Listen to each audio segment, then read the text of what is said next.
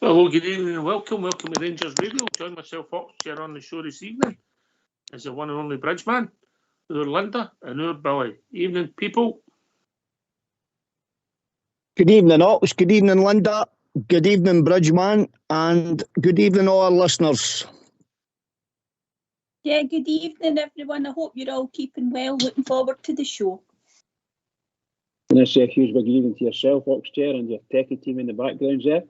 And my two compadres tonight, Linda and Billy Boy. And I just say to all the Rangers fans all over the world listening in, good evening. Welcome to Rangers Radio. I believe that's Billy Boy with an H, Bridge, is that right? No. that may upset a few. Linda, can you do us a favour? Yes. Can you hold the phone? I'm just going to poke to my local. It's 170 miles away, yeah? Oh, yes, that's fine. Good one, Ox.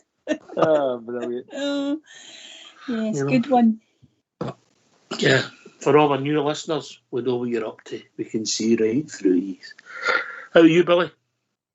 I'm very well, buddy. I'm very well. Looking forward to the show tonight. Having a good wee chin wag about the famous Ox Chair, and obviously we'll pick the bones out of the Gammon Sunday there. You don't And need then to we'll call me see famous, the famous Ox Chair. You don't need, I'm not famous, mate. You know what I mean? You're a good double act. You don't need to say that. Just, Billy, come on. Cretin doesn't become you, does it, Linda? No. Cheer up.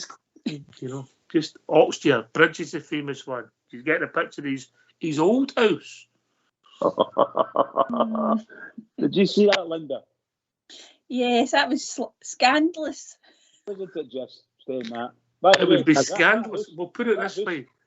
Is it libel or slander? What's the written word?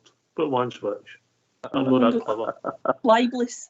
Right, well, he's no. I've not had any lawyer letter from Mr. Bridgeman. It was a £3 million hobble, wasn't it? Oh, I tell you, that house was about something like 500 yards away from where I live. Seriously, what a beautiful house. And by the way, may I say, there are many like it up that area. By the way, just for the record, it was worth maybe 1.5. Bridge moved and it was up to 3 million. That was just for his pups. I'm telling you. Okay, big news breaking for the club today. End of an era, we move on. Bridgeman, you've got a statement, if you mind reading it to us, just up to where the chairman starts making his remarks, but over to Bridge. Okay, statement from the club. Rangers Football Club can today announce Managing Director Stuart Robertson is to depart the club this summer, with the chairman and board delighted to appoint James Bisgrove as the club's new CEO, Chief Executive Officer. Stuart Robertson will depart Rangers on the 31st of July this year, having decided to explore new opportunities. Stuart leaves with the best wishes and gratitude of the chairman and board, all he achieved in his time at Ibrox. James Bisgrove will transition from his current Director of Commercial and Marketing role, becoming Rangers CEO from the 31st of July 2023. Stuart Robertson has overseen a transformative period in the club's history, in which he has helped to rebuild every facet of the club. Stuart departs his 8-year tenure, having returned the club to profitability and delivered the historic 55th title and several strong European campaigns, which culminated in the 2022 Europa League final in Seville and the return to the Champions League football. Stuart's legacy will be wide-ranging, including the club's new museum in Edmonton House. That's it. I want to apologise, Linda. We did predict the May, yeah. We were a week out. I'm sorry, yeah. We're only far away. The writing's been on the wall for a while. I think, like the team, it needed shook up, and it's time to move on. People with fresh ideas and help drive us forward to move up a step, Linda. Yeah, I think that you're totally right, Ox. There's no harm done in refreshing staff, and whether that's your playing staff, it's staff on, freshness in the board in these top positions as well, because 8 years, it's quite a long time. And I think sometimes in these positions you do need people to come in and just, as I say, bring some new ideas to the table. And it is good for the individuals as well, them personally, to move on Ox. And I think you can apply that to any role in the club, whether it's on field or off field. So, as I say, wish them all the best. But it's good that we've got somebody coming in, a bit of continuity there as well, but also somebody who's actually done very well in their current role. Mm-hmm. Aye, I think Stuart Robertson's come in, and if you look where the club was when he came in the door and where we are now, it's night and day, Billy. Aye, it is, of course it is, Ox. When you look at it that way. I mean, listen, the guy's only a human being as well, so he's made a lot of errors, shall we say, but he's also made a lot of good moves as well regarding moving the club forward at different times within his tenure. But time waits for no man, Ox. So we move forward as a club. You're always going to have freshness, no matter what part of the club it is, be it a boardroom shake-up or be it on the park. So we only can hope now that the new guys that's come into the different positions in the board can only take the club on to the next level, because that's what that's the road we want to go down, Ox. I think the problem is, Bridge, ultimately, these roles are important to us in the business side and for the continuity and the development of our club. But ultimately, they don't score goals or keep them at the net, Bridge, do they? No, I think that a lot of fans like myself, when we're delighted to see him when he came in the door. But after 2 or 3 years, I think we all decided, a lot of people decided in their mind anyway, that this may not be the chief executive that Rangers need to take us forward, and it's proved right. The guy's done the business for us. It's took us through this and got us back to some financial stability, and that's what we needed to get to at that point in time. And a lot of Rangers fans are quite patient doing it. But I think now a lot of big cheer. The guy's leaving, and it goes with our best wishes, of course. But I think the chap that's coming in's got a bit more about him. It sounds like anyway, and the way he's done his business before. So let's see how we go on. Different roles, Linda. I think ultimately, if you look at his tenure as a business, he's done what he's been asked to do for the board of directors. That doesn't always mean that it'll satisfy the aspiration and the support. Yeah, because there's been certain things obviously that have happened, maybe to do with the football side, that he's maybe had responsible for dealings with the SFA and the SBFL on our behalf. I think fans have maybe felt that he's actually been too quiet. Some of the roles I know that they alternate it with another team in terms of sitting on the different boards, and I think maybe we feel it's to a certain degree that he's maybe not influenced enough, Ox. But a lot of that might be to do with the fact that when you're not as successful as you would like to be, sometimes you don't have the same sort of clout. But obviously that'll be another discussion for the future. But from a business perspective, I think a lot of fans felt that him and obviously Ross Wilson were the two that needed to go. There's been quite a lot of protests as well. So obviously they've come to an agreement, and it means that there's a really kind of going to be a bit of a fresh start for everybody as well in the summer, Ox, and there's not really anything kind of hanging over us, and we can kind of move forward. Aye, it goes the decks and it takes away excuses, Bridge, yeah? It clears the decks all right, that's for sure. And yes, it can leave things that just die away in whatever's going on.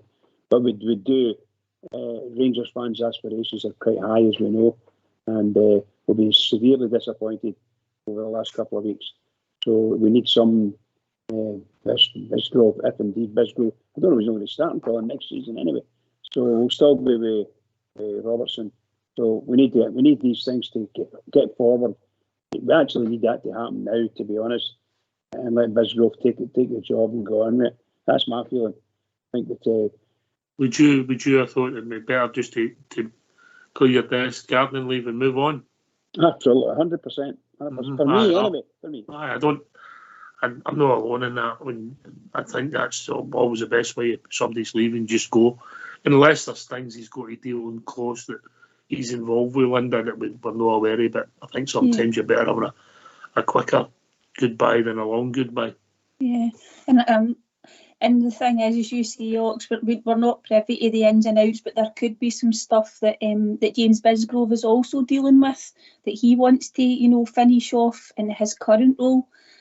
So it might be, both of them just want to tie up loose ends and then have a complete, new handover when certain things are maybe finished.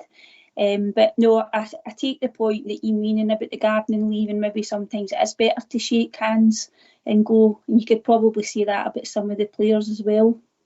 And the garden one, would you have some barbecue going or something? I would definitely invite you to do the barbecue. Oh dear. Billy, look, it's an important role in the club. But if you're winning and people are scoring goals and you're keeping clean sheets, do we really worry about it? No, you don't. You don't. It's obviously got a knock-on effect. When you go and watch your football and things are not happening the way the fans want them to happen, the team's no performing on occasions like you want them to perform, and then when you start to see managers coming and going, then you look at things from a perspective that you start to look above the actual team on the park and look towards the boardroom for talking sake, and you're saying to yourself, well, what's going on in here? Is this guy doing his job? Is that guy doing his job? Why is he saying this and why is he doing that? And that's what happens. And listen, there are always going to be differences when you think about it at football clubs, and it's not. It wouldn't be any different, I would imagine, at any other club in the country or throughout Britain, for that matter. But I always thought that there was going to be something happening behind the scenes when John Bennett became our new chairman, Ox, and John Bennett has got his own ideas, and maybe his ideas are different to what the two other guys like Ross Wilson and Stuart Robertson, the ideas that they've had, buddy. So that's when there's an old saying, a new brush sweeps the floor clean type thing. So I think that's what's happened. And if it's got to be beneficial for Rangers in the future, then I'm all for that. All right, okay. Linda, I think you've got to remember that Ross Wilson and Stuart Robertson are obviously, they're employees and they're being attached today. The direction comes from the board of directors. They don't make the corporate decisions. It's not their role. No, absolutely. But I think, as you rightly said there, when things aren't going so well, then I suppose you do sort of naturally look for somebody to attach blame to. I mean, I don't know if, for example, Stuart Robertson would have had the final say in whether we appointed somebody like Ross Wilson, or whether that's, ultimately taken by the full board. Because obviously Ross Wilson's track record in terms of transfers has been something that we've not been impressed with, have we not? That's been something that's been very much talked about this season. But no, you're right, Ox, and I just sometimes think that when things are going well on the park, you don't sometimes even, look to see what other people in the club have got to say for themselves and what their role is and what they do. And I think you do examine those sort of things a lot more closely when things aren't going right. But I think you've got to say that things aren't going right just now at the club. And we've started, obviously, we've got, we've decided to say to Stuart, look, it looks as if it's mutually agreed, whether it is or not, I don't know. It's time for him to move on. And this shake-up, as I said, will give us a fresh start in the summer. I don't think these conversations started this morning. No. I think you'd be naive if we thought that. But listen, if you take the business side of the club and you look at the last balance sheet, yeah, the guys have done an excellent job. If you just look at pounds, shillings and pence, in turnover, and they could say that. But when you look at the disconnect between the support and the board, that's maybe happened quite quickly, say over the last 6 months, there's an issue. Yeah, us as supporters, fans, customers, whatever you want to dress us up as, we're the lifeblood, the paying customers that make the club and have the emotional ties to the club. But they've done a good job in that. But we're only interested, Bridgeman, in buzzing the back of the net and keeping them out of the other end, ultimately. Yeah, 100%. And I think most Rangers fans, if not all of them, would agree 100% with what you're saying. That's what we're interested in. The only aside I would put to that, as far as the finance is concerned, I don't want to the guys that are there and are taking over these jobs. I don't want them to get loose with the cash. I want to make sure that Rangers stay steady as much as possible. I don't want Rangers to fall down any big hole somewhere. I don't want anything like that because of money. They've got to manage the pennies as much as possible. But on the other hand, as far as football is concerned, I don't know whether is it what's his name? Biscroft or something? What's the boy's name? James Bisgrove. Bisgrove, that's him. I don't know whether he is up to that level for. We don't know, mate. They must think is. Don't you worry about it. I know when you say it, you keep thinking of your first job when you're a cabin boy in the Bismarck. But I just think that there are certain things that Rangers fans are going to be concerned about. And may I say this right now and get it off my chest? We have got 5 games left this season. Minimum 5 games this season. We could end up in the cup final. But have we got enough support at the board level? Is there anything we need to do as far as playing is concerned? Does our manager, has he get confidence in the guys that are taking over, and vice versa? Have they get confidence in these games or next season? No, I'm talking about just leading up to the end of the season. I don't think anybody coming in could influence that. And you've got all I'm saying is that do we want to retain? So Ross Wilson's not there anymore. Are we going to retain the services of Stuart Robertson and be happy with it till the end of the season when we get 5 amazing matches to go through? I don't think the two things are connected, if I'm honest. I don't think the guy, the CEO, has any influence whether Ben Davis. Are we now blaming Stuart Robertson for Ben Davis breaking errors? Oh, goodness sake. No. I'm talking about the next 5 games. Yeah. I think once you announce these kind of things, rot sets in for sure. I know you can sit there and say, well, what are they worried about? It's got nothing to do with them. Well, the truth of the matter is, it has got something to do, and it's got something to do with all of us, as far as Rangers are concerned. I always just want to make sure, what I said earlier, as far as I'm concerned, getting them out and getting them somebody else. I think you can bring Elon Musk in at the moment, Linda, and it wouldn't influence your defending. I totally agree. I haven't got to that yet. We haven't got to that yet. Yes, agree, Docs. So what? It's a big change, and with the business of a club, Linda. But it's ultimately, it doesn't change for us as supporters. We just want to turn up or watch and see our team play well, win football matches, win big games. Who the CEO is, as long as he's doing a job and doing what he's meant to be, ultimately getting good teams on the park, we'll not care. That's his remit, isn't it?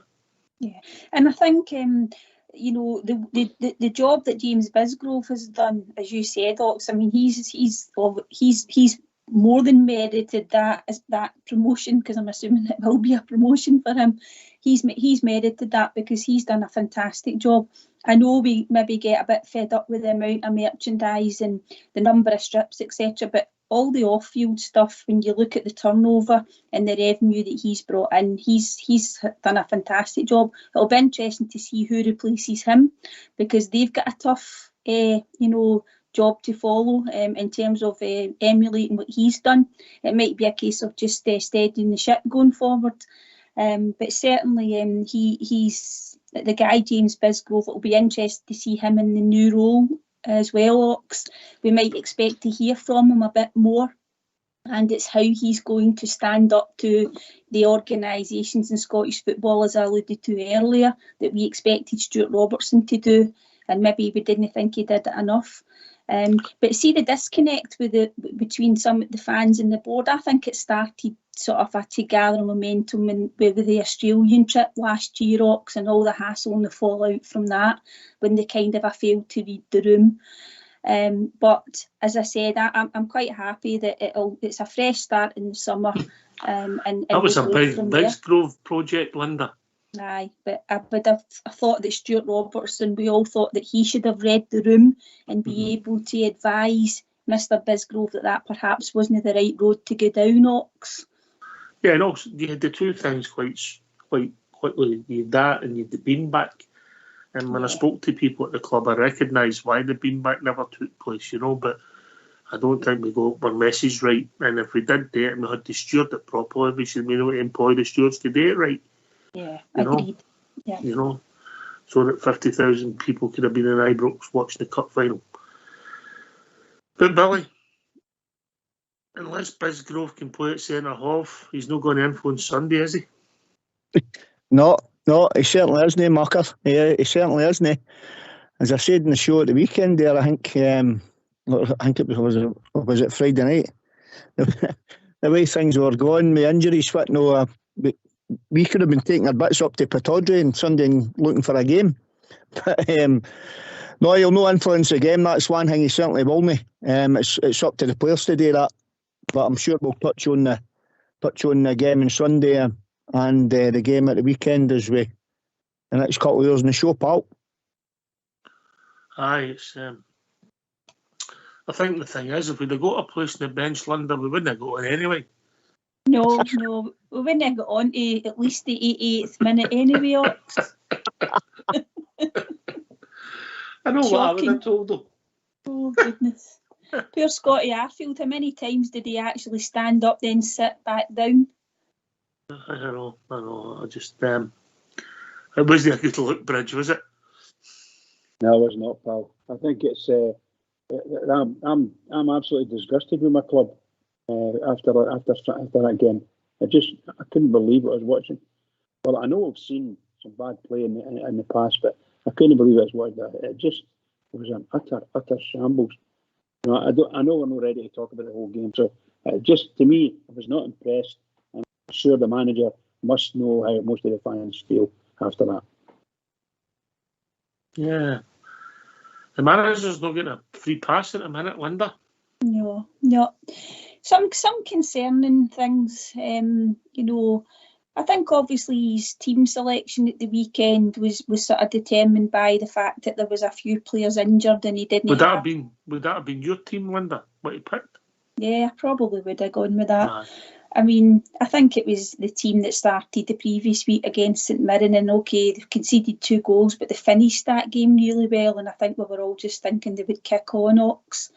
But I think, as Bridge said there, his lack of substitutions is baffling.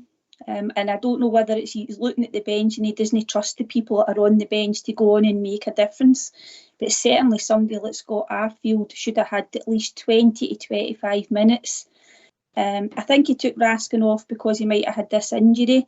I can understand that. Matondo coming on didn't have a problem. I think we need to see more of him. But I don't know how Fashion Sakala stayed on as long as he did as well, Ox. So substitutions quite baffling. So that's causing me a wee bit of a concern. I genuinely believe if there's 5 substitutes in every game of professional football, Billy, you should use minimum 4 of them. It's a big part of the game now. Well, that's what they're there for, isn't they? That's what your subs are there. The days of 1 sub and 2 subs, that's a thing of the past. If you've got 5 subs, you use them accordingly to suit the game in front of you. I mean, if the game's going well and you're playing well and your team's winning, and for talk's sake, you've got some youngsters on the bench and you're maybe 3 or 4 nothing up, then you say to yourself, right, I'm going to change things. I'll go and give a couple of youngsters, I'll fire them on at into certain positions to see how they perform with other players round about them, because the game's basically put to bed. But, I mean, when It is baffling at times when we're talking about. I mean, you could argue the case Scotty Arfield came on the last time up at Pittodrie and scored 2 goals in the space of, what was it, 2 or 3 minutes or something, 5 minutes or something. But at the same token, you've got to think to yourself, well, is Lightning going to strike twice again? You know what I mean? Is Scotty Arfield, is that what we're expecting after a Scotty Arfield type thing? So, I mean, I couldn't get my head round about that substitution error at 8 minutes. It takes you 10, 20, 15 minutes, you know what I mean, 10, 20 or 30 minutes to get a good warm-up first before you go into the park, then you're going to get your second win type thing. But regarding the substitutions, Ox, that's what the subs are there for, and you've got to use them, and you've got to use them a lot more smarter than what we're doing now. I've got a manager that had managed in 22 games before he came to your club, Bridge. Is that becoming apparent? I think so. I think, look, I'll take my hat off to the manager. He's done very well up to now. But there's been a few wee incidents in the past where we kind of questioned him a wee bit. But now I'm questioning him a big bit. It's just no right. His team selection, maybe he was stuck with it, just as the guys have said. And we can't fault him for that too much. But seriously, I'm not being funny. The way he played, the way he set his team up, and his substitutions, shocking. As you talk about four subs, we should have been using 4 subs, and obviously you have to leave the one. But my God, we got beat 2-0. We were a better team. We had more possession than we had far more possession than them, and we still did the usual thing. We're running at a brick wall, running about the 18-yard box, and they had 9 men behind the ball. That's what they did, and that's how they played most of the time against us. And we see that every week, and we still don't know what to do with it. And the manager doesn't seem to know what to do with it either. In his defence, Linda, goals change games. You get sitters, you've got to score. Changes the whole game. Absolutely. We should have been at least 3 goals up at half time. And it's a totally different game. And you're not talking about half chances. You're talking about somebody being through 1-1 with a goalkeeper. There's plenty of room to go round the goalkeeper or put height in the ball. It's a really poor attempt at goal. You've then got Tillman, Tillman should have had 3 assists in that game, and I know he's a topic of conversation just now as well amongst the fans. But he should have walked off there with 3 assists. The ball that he puts onto Barisic's left foot, if you watch it back, he times it brilliantly so that Barisic is running onto it. He slices the ball off the post. Why is he not shooting across the goalkeeper? So there's 2 glorious chances, and the one that Tillman put on the plate for Matondo as well. And he was a bit unlucky that he clipped the post, but that's the second half. The first half, Ox, we should have been going in at least 3 goals up. Okay. Right, we'll get these phone lines opened and we'll see what the Rangers support's thinking about the change at the club today. If that's all right with you. Yeah, and then maybe if we get back on the football, depending on where the callers take us, boys and girls. I've got a question to ask you, boys. Don't worry, Bill, it's not too hard. Oh, no. Yeah? Remember he said you, Billy. Remember he said you. Right, we've got a pen and paper. I give up. Let's hear from you. Why don't you give us a call on 0141 356 1972. It's your show, it's your platform. Let's hear from you.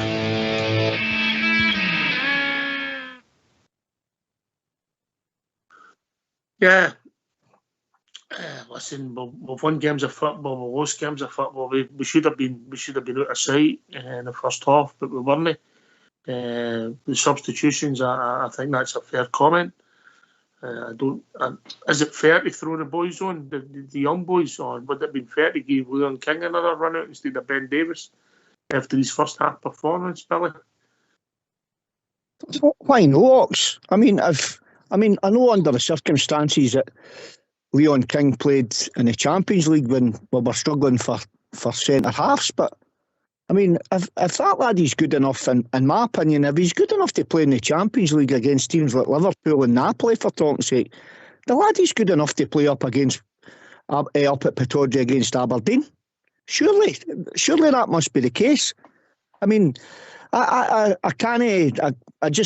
sometimes I just can't work things out and understand certain managers' thinking and team selections, and players are leaving out and occasions for different reasons. I just don't know what it is. But listen, the only thing I can maybe put it down to is managers trust. They trust their players.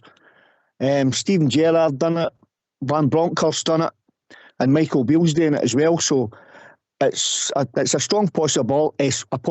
That's what it could be, Ox, that they're trusting these players. That's obviously maybe no playing to what the standard that they should be playing. Even though, with a perfect example with Davis here, and maybe the manager's hoping that if he shows trust in the boy, he'll turn the corner type thing. But I would listen. If it was down to me, I would certainly give the laddies a chance now, definitely, because they're proving themselves. And anybody that proves themselves in the Champions League and gains experience in the Champions League should surely be good enough to play in the Scottish League.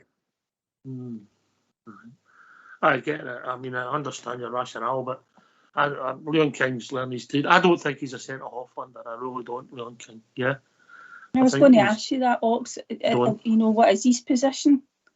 I think the boy is a defensive midfielder, or he could be a right back.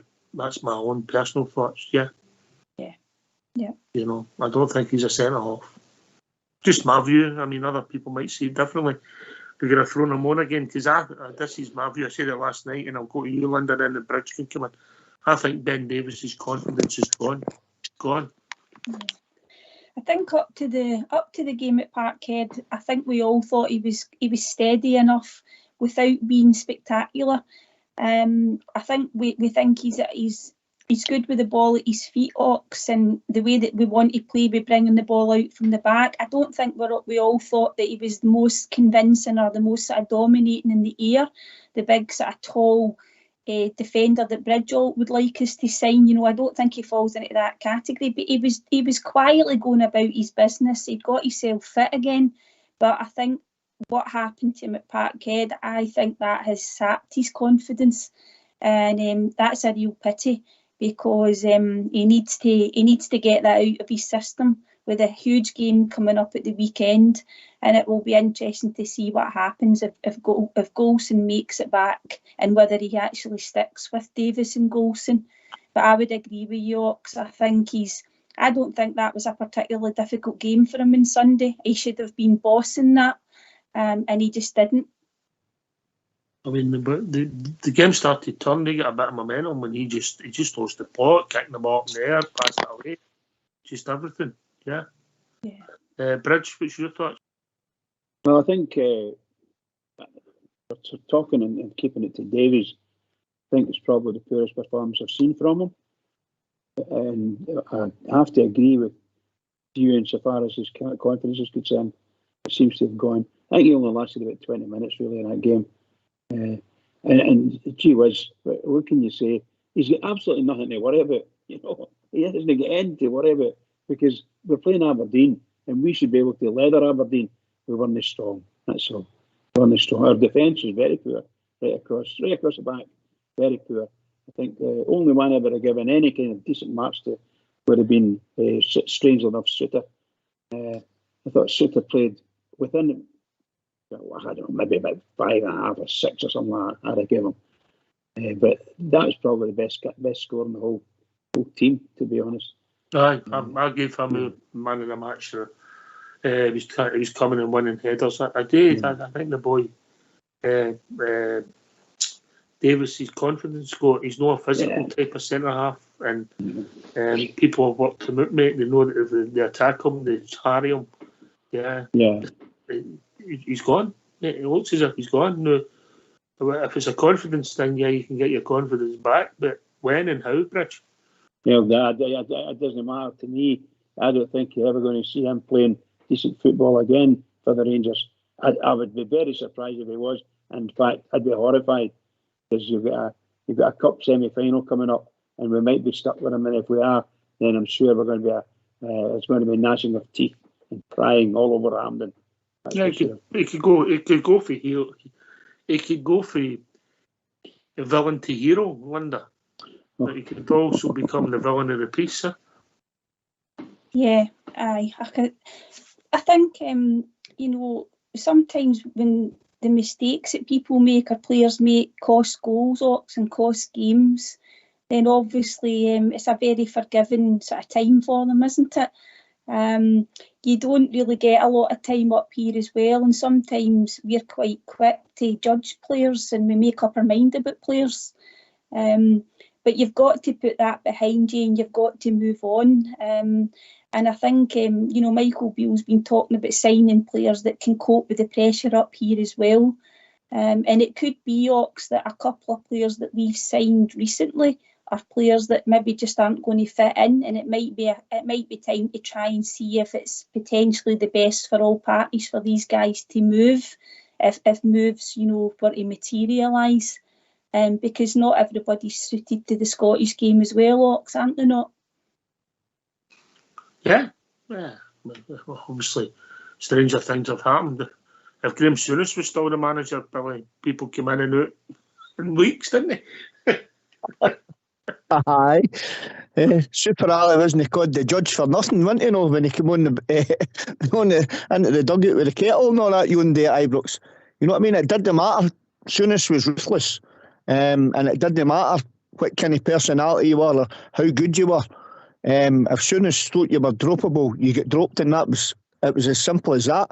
And that's the way it should be. And that didn't matter if it was Ali McCoist or Terry Butcher.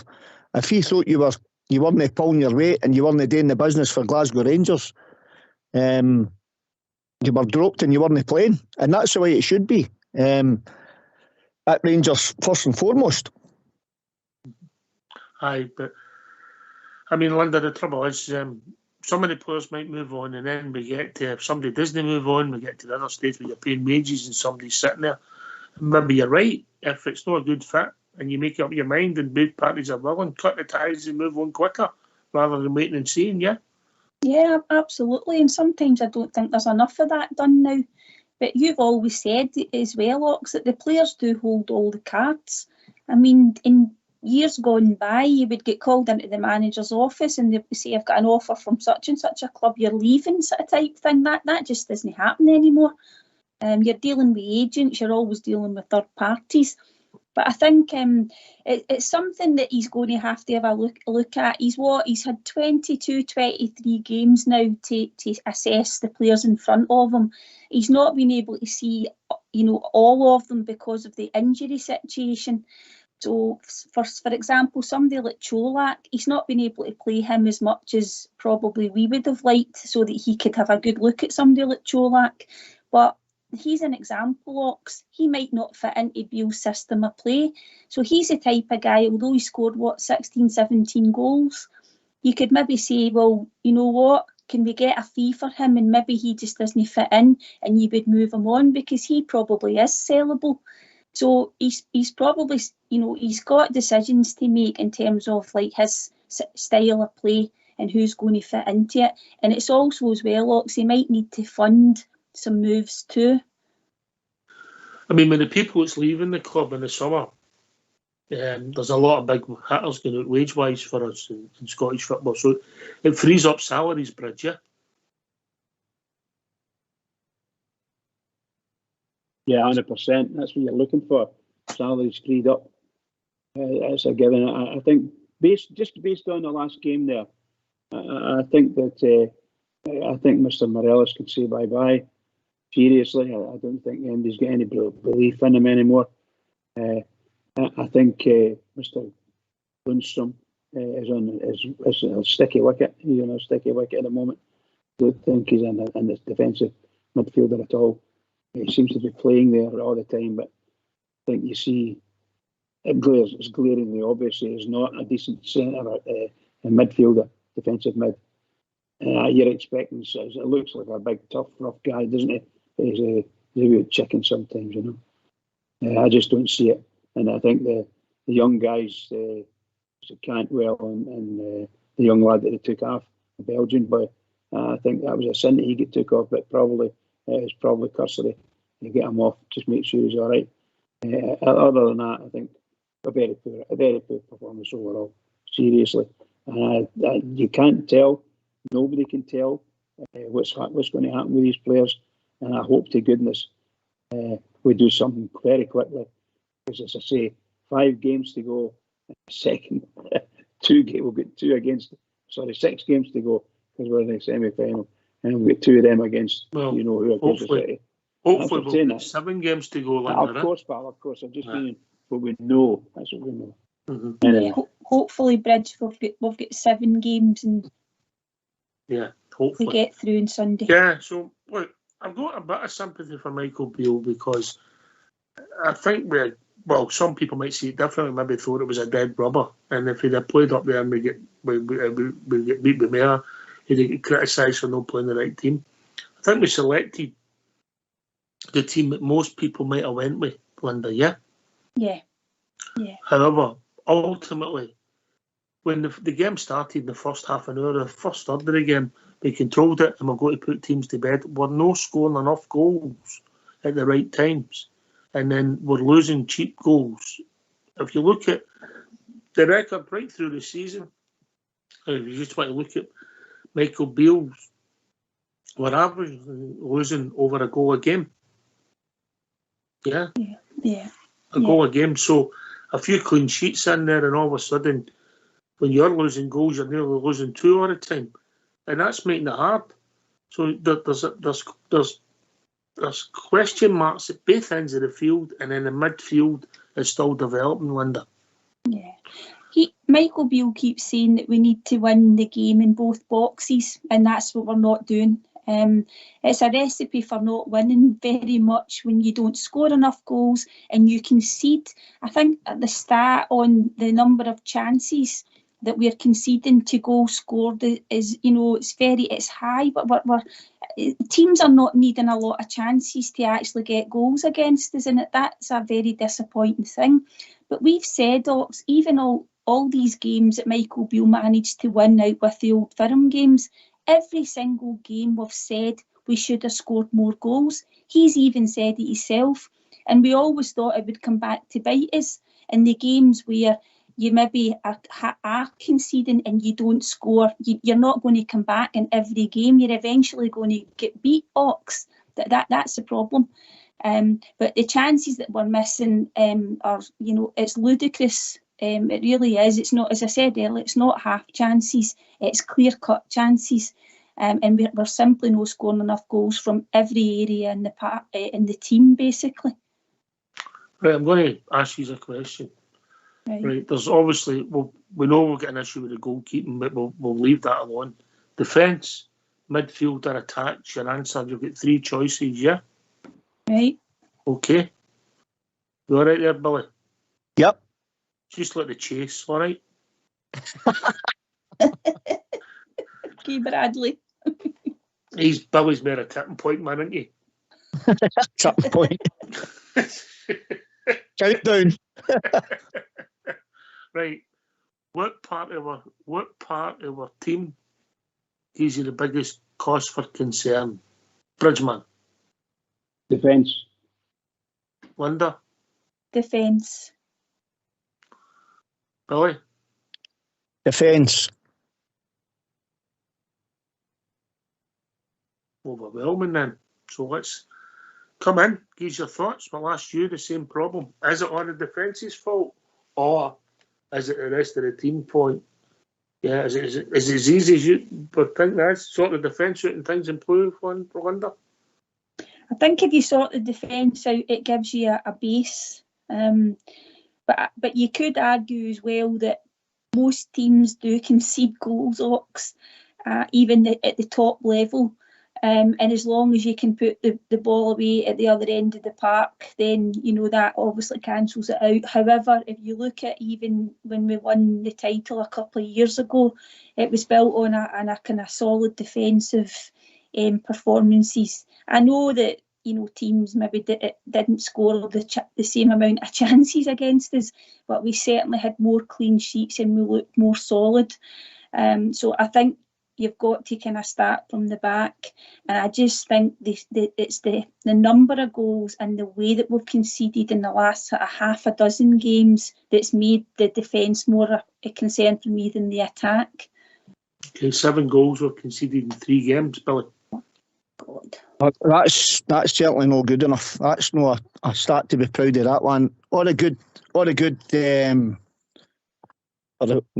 greatest Rangers teams down through our history, they're all built on a good rock solid foundation.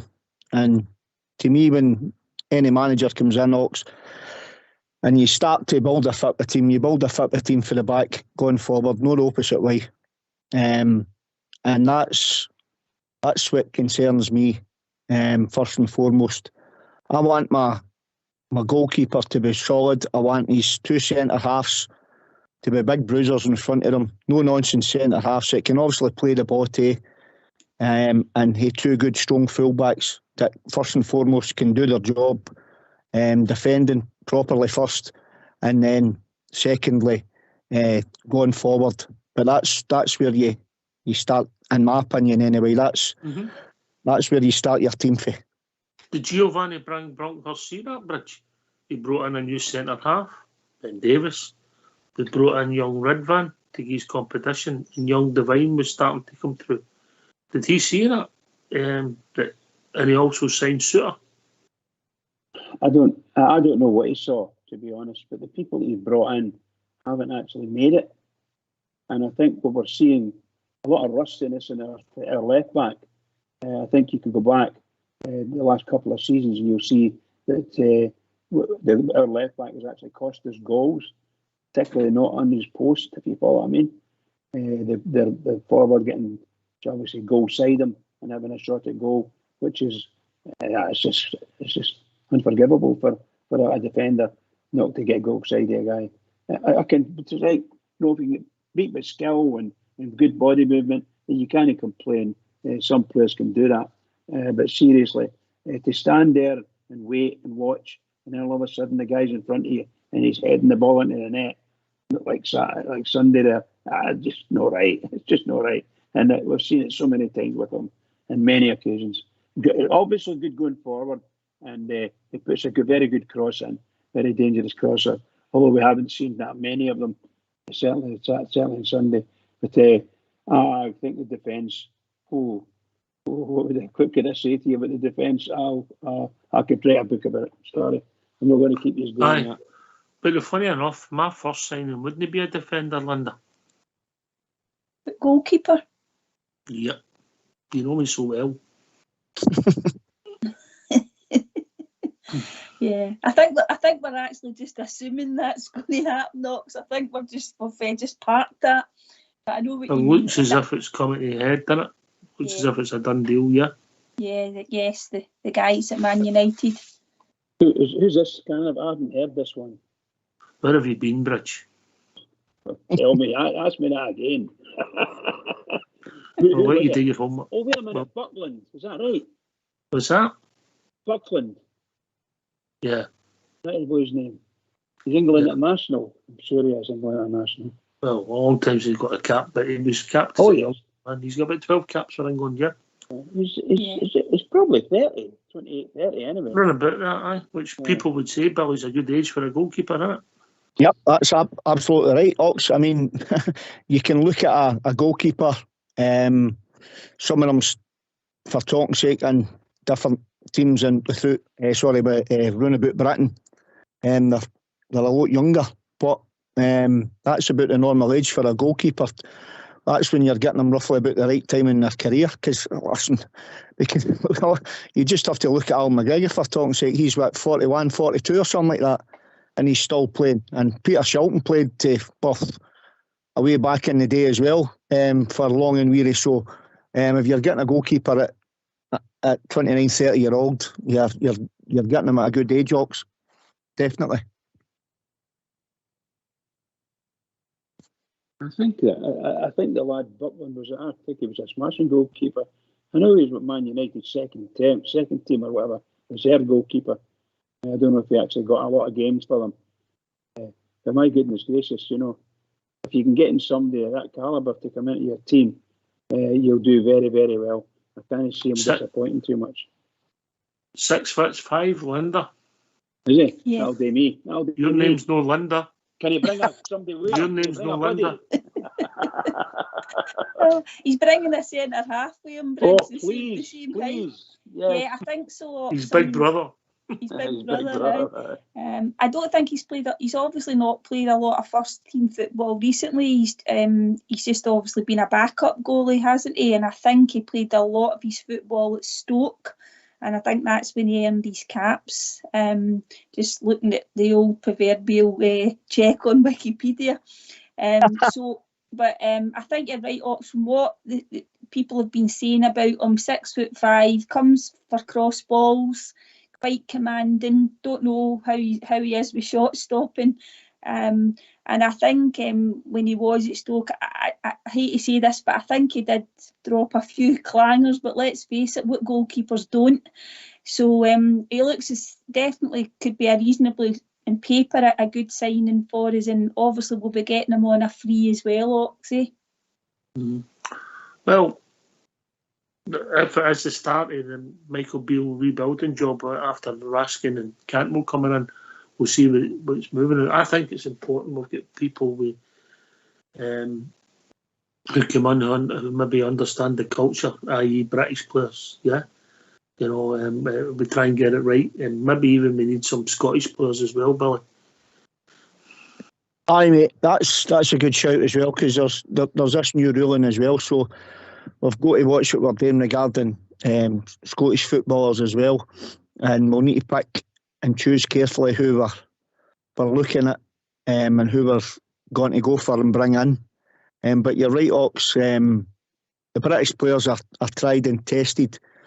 I mean, you could argue the point that if, for talk's sake, you've got a right good, proper Rangers team playing in the league in Scotland week in, week out, and winning trophies constantly and regularly, then you could say, well, you could dabble into maybe the Italian market, like for talk's sake, what Rangers done with big Lorenzo Amoruso type thing. But in these situations, I think it's maybe better just to be more careful and go for some homegrown players, as you rightly said, and basically the best of British for Rangers, isn't it? When you say homegrown players, but are you meaning Scottish players or British players? Is that for me, Bridge? Aye. A bit of both, mate. A bit of both. I mean, you're looking for a mixture. Aye. I mean, in the perfect world, if we could go in January, if we could go in the summertime, for talking sake, in July, and bring in 3 or 4 Scottish players that are all Rangers supporters and all proven footballers in Scotland, then absolutely. But it's a tricky market when you look at it. They've got to be good. That's yes. There's nobody that we play against unless you're looking at him closely to think, right, okay, he's not a bad player, Linda. He would be a good player on the other side. That's the skill of the scout. But there's nobody that we watch that springs to mind, is there? That you think, well, I would take him, yeah? Well, no, I think you're right. I don't think there's as many as there maybe was 2, 3, 4 seasons ago. Gerrard decided not to go for the likes of the boy Lawrence Shankland. I know that we watched him. I know this might be controversial. We also watched Kevin Nisbet as well. But they two are under contract just now, aren't they, at their club? So that's probably going to cost quite a lot of money. And when Rangers go calling, Ox, you're usually adding a few pounds onto the price. But the homegrown rule is, I think it's 8 players and 4 need to be from your, homegrown in your own club. So this is why there's big decisions also around that to be made. For example, on somebody like Ryan Jack, and I know that we don't like his injury record, because it was when we heard he was out at the weekend. It's quite unbelievable. But there's obviously big decisions around that. And also people were talking about, we said we wouldn't give Scotty Arfield a new deal, but he would be classed as homegrown as well. So there's big decisions, Ox, but the two players that sort of come to mind are the two forwards for me, is Shanklin and Nisbet. But see, if you ask me, do I think they're good enough? I'm not 100% on that. No, I know Big Southside likes the boy Nisbet. He thinks he could lead the line for us, but he thinks he could score goals in your league. Yeah, that's what he's saying. He's made that point. But he's had these injury problems as well, so maybe the ideal signing for us, Billy. He'd be welcome right into the fold. Listen, Ox, the two guys in question, I like Big Southside's idea on that one, because the two of them are bread and butter Scottish footballers, and they've scored in Scotland with lesser clubs, shall we say, regarding Hearts, Dundee United and Hibs. So when you think about it, the chances that Glasgow Rangers create, back to what we were talking on maybe about 20 minutes ago on the show there, regarding no scoring enough goals, with the chances we create, you would think that these laddies, because they've played in Scotland and they've done the business in Scotland, then if one of them got the opportunity to play for Glasgow Rangers and we're creating the chances that we create in games, you would think that these laddies, or one of them, would put the ball in the back of the net for you, and they could only improve. And that's what I mean. Many players that we had at Rangers throughout the years, that laddies have came, and Rangers have made them a better footballer. So I'm all for it. By the way, I like the look of the two of them, Shankland and the other big fella at Hibs, Nisbet. And if we go, mere say the laddie Shankland, with him being a blue nose and all, that wouldn't bother me at all. Listen, I get it, but ultimately they've got to be good enough to take us where we want to be. Yeah, there's a level of consistency that you have to have at your club. Anyway, we'll come back to that debate after we have a tune.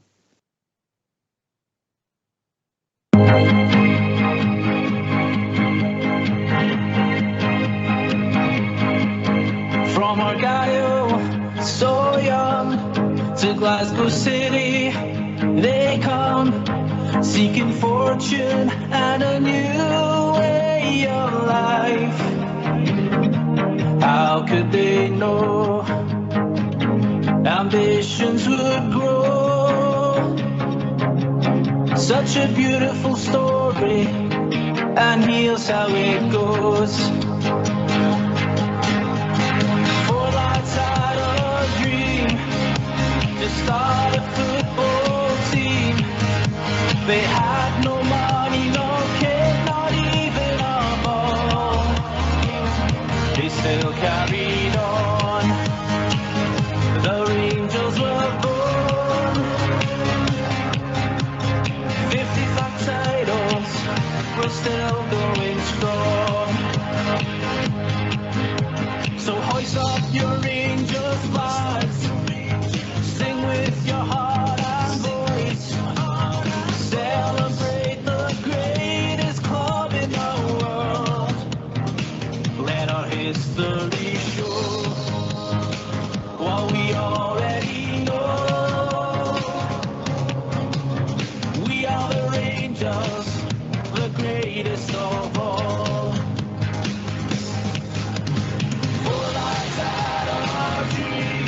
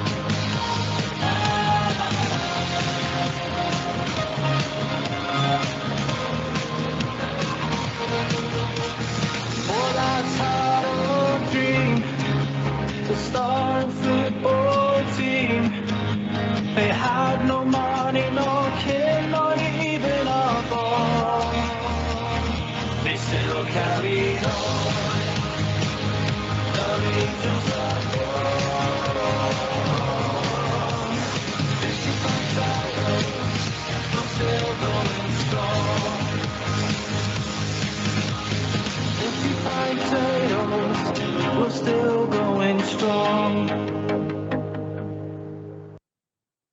Why don't you give us a call on 0141 356 1972.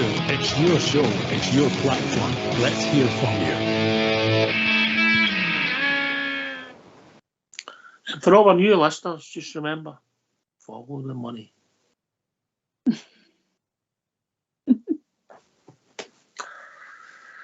Right, where are we now? Where are we? Anytime I've seen the two of them play, if I was going to sign any two of them, I'm actually going to my big mates outside. I think Nisbet is like more mobile than the boy Shanklin. Yeah? Yeah. Yeah. If I'm being honest, the way I've seen it. I'm only judging them when they played against us. Yeah. Linda, and you come? Yeah, I think you said he leads the line, and I think that's right, and I think that's probably what Michael Beale wants his so-called number 9 to be like, mobile, comes back and links up play, can also run in behind. So I'm not saying he's a direct replacement for somebody like Alfie, but if you think about Cholak, he doesn't really do that. That's not his strengths. So the boy Nisbet, I would agree with yourself and Southside. He can lead the line, Ox, and he has got an eye for goal. We've seen that. He scored against us a couple of times. So probably out of the two of them, I would agree with you that Nisbet might fit the sort of profile of what Michael Beale sees his front line to be, or his centre forward rather. Billy, you play in that position, does it really matter how you play? You're judged on the goals you scored, isn't it? That's right. I mean, it all depends what type of, as Linda was touching on there, it all depends what type of centre forward you're looking for. Are you looking for maybe a goal scorer, a penalty box player, or are you looking for maybe an all-rounder outside the box type thing? I mean, I think the days of the complete centre forward now are long gone as well, because when you look at it, you've got, for talking sake, you've got Golach, you've got Morelos, or different players. Sorry? I'll take that boy Haaland from Man City if he wants to come. Listen, he wouldn't cost much, would he? You could get him for, I think, for about 500,000 or something. Aye, a week. Aye, and the rest, Bridge could fund it. I'm sure he's away counting his money as he usually does when the tune's on, just to make sure, with London shuts, Tokyo opens, Linda. You can hear the pounds rustling. Oh, what a man. That ABBA song was about him. I was just actually looking roughly at their goal ratio there, the two different players, and how much both are worth. Now, I don't know if the transfer fee quoted is correct, but Just put it up for a point of view, yeah. Aye, no problem, mate. Well, the big laddie Nisbet is rated around £2 million, and Shanklin's around the 600,000 mark. I think age comes into that, Linda, length of contract, yeah. Yeah, definitely. Aye, 2 million you said, Billy, for Nisbet, yeah. Aye, that's about the fee quoted, or what he's roughly rated at, Linda, £2 million. And then when I looked at both have done the business. Like I was talking about earlier on, in Scotland, they've done it. Obviously, they played in the Championship in Scotland, but I mean, for talking sake, if you take the Championship goals away, which are quite good reading as well for both players. Big Nisbet's 96 appearances for Hibs, and he scored 37 goals. And Lawrence Shanklin for Hearts has 42 appearances with 25 goals. So, and that's in the SPL. The three strikers, Cholak, Morelos, and Sakala, Linda, 101 starts or 101 involvements. They've only got 30 odd goals.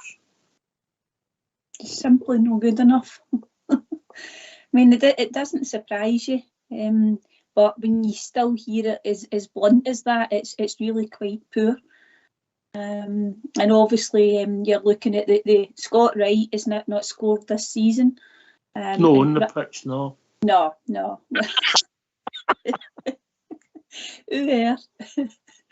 And obviously Ryan Kent has got the grand total of 3 goals. Yeah, Kemar Roof's no started again when he scored. Oh dear, mental. Therein lies my problem. Does that suggest that the defence is under pressure because we're not scoring goals at the right time, Billy? Possibly. I think when you're not conceding goals, then the confidence goes right through the team. Right. I would love to jump on the bandwagon here and say it's all right if we score, as long as we concede 3 and we score 5, we'll be all right. But it's not. You can't argue the equation like that, can you? No. So I accept there's a problem with the defence, but I also accept that we're not putting teams to bed. We won 5-2 against St Mirren. We won 5-2, right? Let's be honest, up to the last 15 minutes, it became a struggle for us, Linda. We put the game to bed properly. We should have been 3-0 up before they went up the park. You take the legs out of them, the game becomes easier for you. You then can develop players. We get players on the park, get minutes in their leg. No, every game's a struggle. And we've played nearly every game this season as a struggle, let's be honest. Yeah, and it's been a real problem for both managers because he's not been able. I know we've criticised, and also it was a problem for Gio as well. He didn't make a lot of substitutions, but you've got to think as well, you've got to maybe cut them a wee bit of slack at times. As you say, Ox, we didn't get the 3rd goal, we didn't kill teams off, so neither manager was allowed to, that comfort blanket to be able to bring, subs on when games are finished. And I know sometimes you've still got to take the chance and you've still got to freshen things up. But yeah, you're absolutely right. And it's also, as well, as I said earlier, the number of chances that teams have been able to create. It's not a lot of chances, but they're still scoring. They might only have, Aberdeen, I think, only had 4 shots or something, 4 shots in target. And you could argue the first one was a fluke, but they scored 2, scored 50%. It was 50%. So, it's the way that we're conceding, and it's disappointing. We've conceded the first goal to Aberdeen every time we've played them. Oh, for goodness sake. Yeah, you can't. Sorry, Ox. Yeah, that's Linda. When you think about it, semi-final. No, I'm lied. The first game up there, we went 1-0 up, didn't we? And then went 2-1 behind. Yeah. Right, we went behind every time we played Aberdeen. There you go. Yeah. Billy, and you come. I mean, I think we've been a wee bit unlucky when you think about it. When we talk about a goal scorer, we've got a goal scorer, but he's out injured. You know what I mean? I don't know the total of games Big Coates he's played, but I think he scored something like 17 goals in all the competitions and 13 in the league. So, I mean, for that, for playing 18 games in the 18 league appearances and scoring 13 goals, it's not a bad return for a player that's been out injured for, I don't know, just under half a season. So it's been a number of things from start to finish for the season start at Ox, in my opinion, regarding goals conceded, individual errors, injuries, and whatever else you could have threw at us, but it's not been a great season for us, to say the least.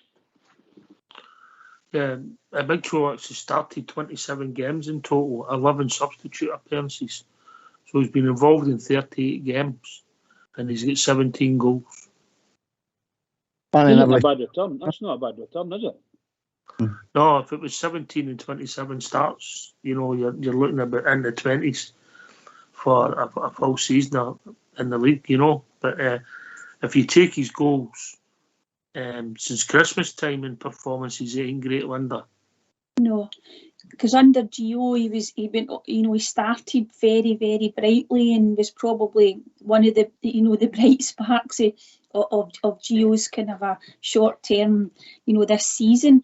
And I don't know, obviously had the injury, Ox, didn't he? We haven't seen a lot of him under Michael Beale, and he's injured just now. I mean, I don't know like when that happened, but he seems to be struggling for the weekend. 2 goals since October. 2 goals since October.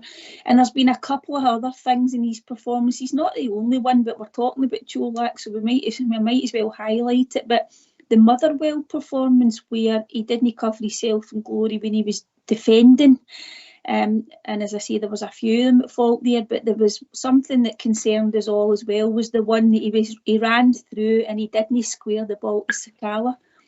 And he got taken off, and there was elements of his performance in that game where it just wasn't good at all. And I think alarm bells started to ring amongst us.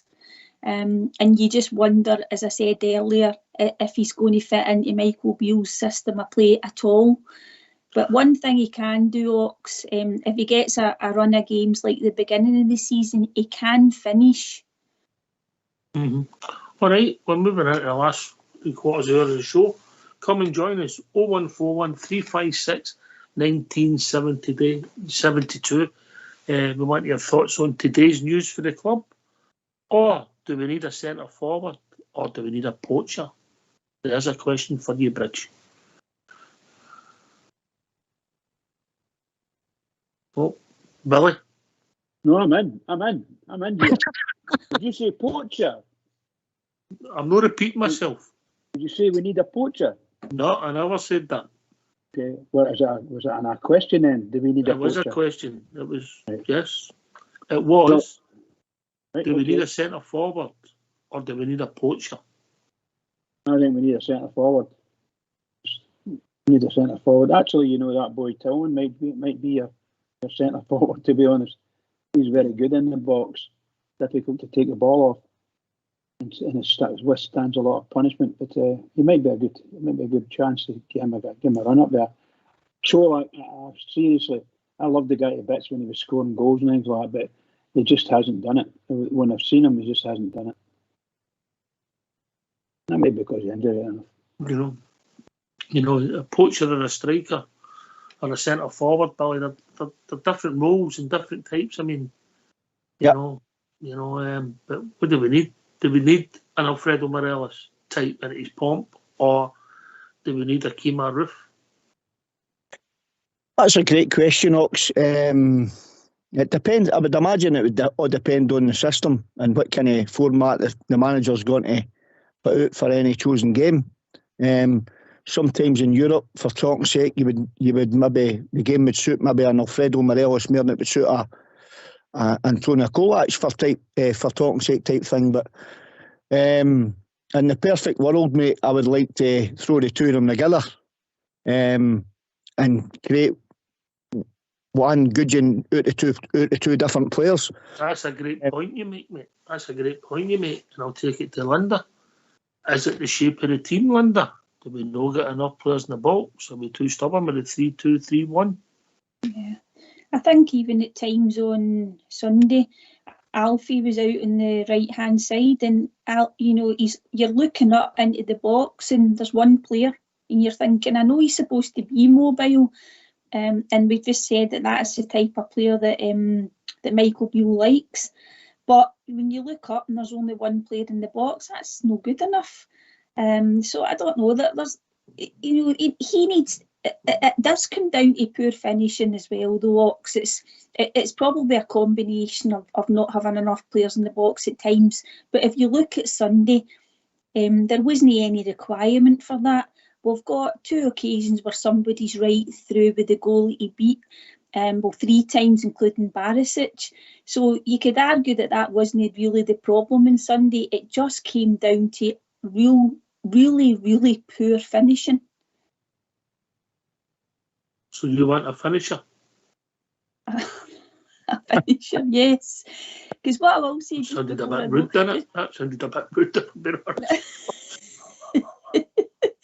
Ox were creating chances. Under Gio, I don't think we thought we created enough chances, but that you can't say that under Michael Beale. We just haven't been finishing them. Aye. Is it a shape, Billy?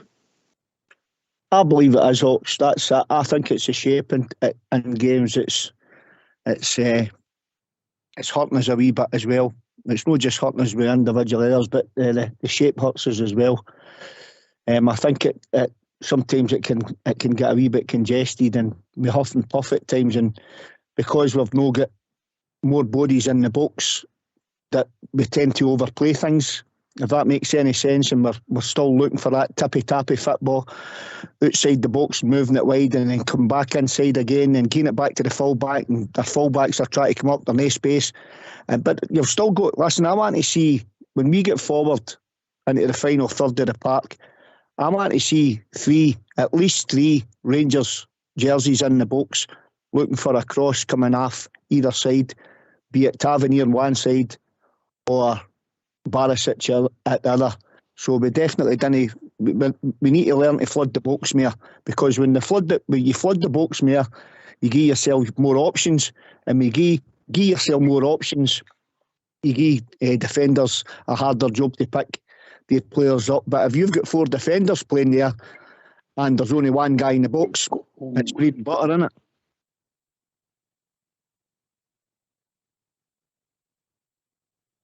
There's a name that was mentioned, James Tavernier. First time we mentioned him tonight, Linda. We've sang his praises, we've given him credit. His goal scoring, his performance against Dame a couple of weeks ago, he tried everything to get us back in that match. He scored a wonderful free kick, a great header. A striker would be proud of. He was unlucky not to get a third. Yeah, but on Sunday, let's be honest, he was poor. Yeah, he was very poor. Defensively, we know he's got his faults, but he didn't really offer very much in an attacking sense as well, Ox. But sometimes I wish James would just clear his lines. I think the ball he plays into the incident that led to their first goal. He plays that ball into Alfie, and I know Morelos is maybe a bit, he's caught in his heels a wee bit, but Morelos has got his back to the play. I thought Tav should just have cleared that up the park. It was an awful ball I thought he gave Morelos. I disagree with my big mucker Southside. I know Morelos could have done better, but I thought it was a bad ball. It didn't have enough weight on it neither when I watched it. I've not watched it back. No. I'm not putting myself through that. I usually do, but I just can't bring myself. However, I get it. And also the second goal, pass inside. Yeah. In both their goals, he was the last Rangers player to touch the ball. James Tavernier.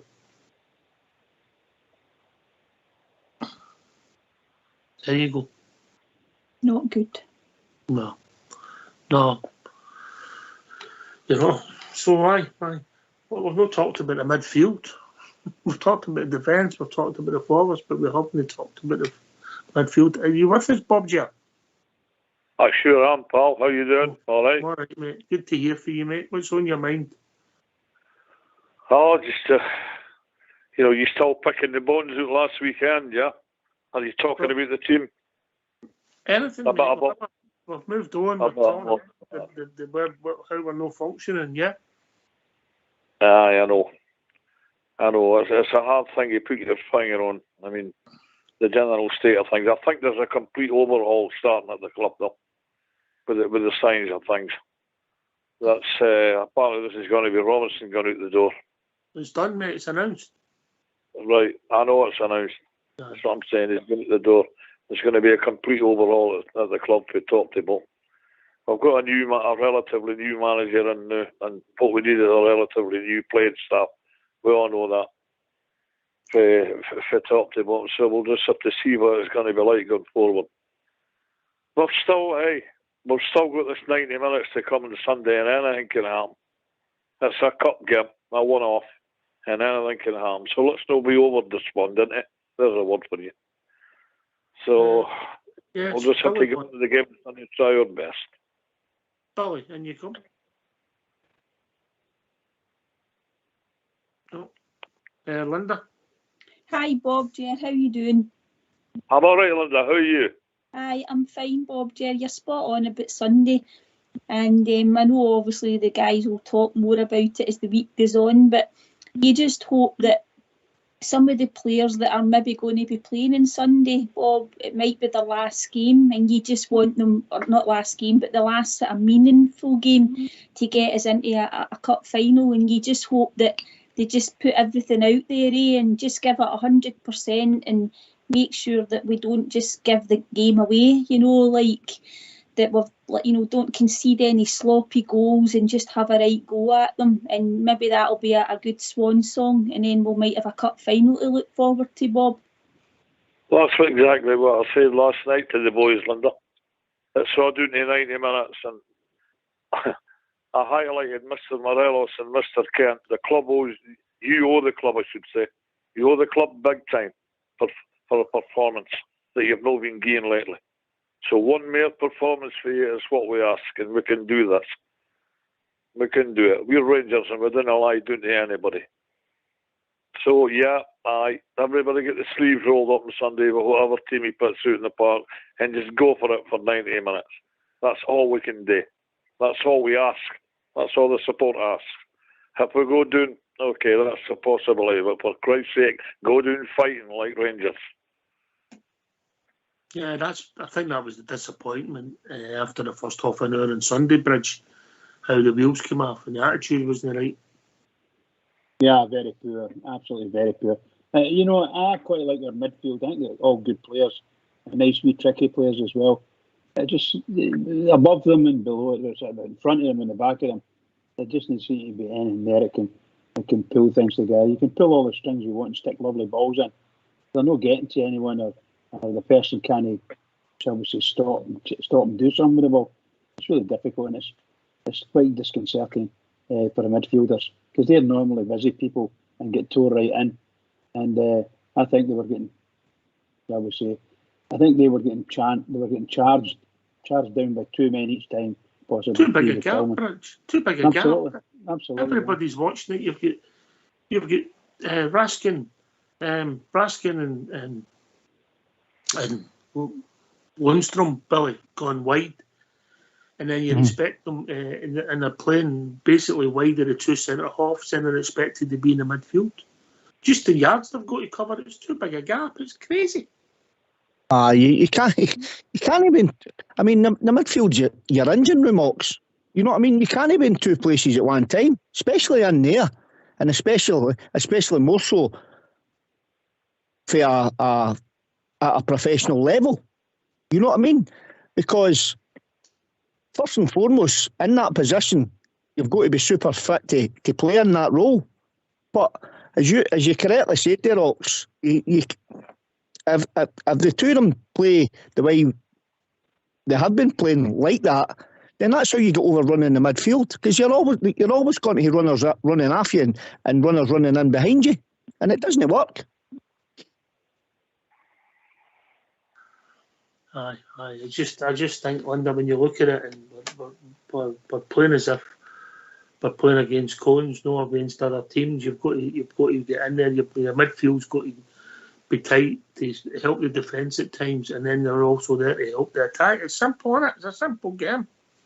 It would seem so, Ox, but we don't seem to be making it. It's very simple.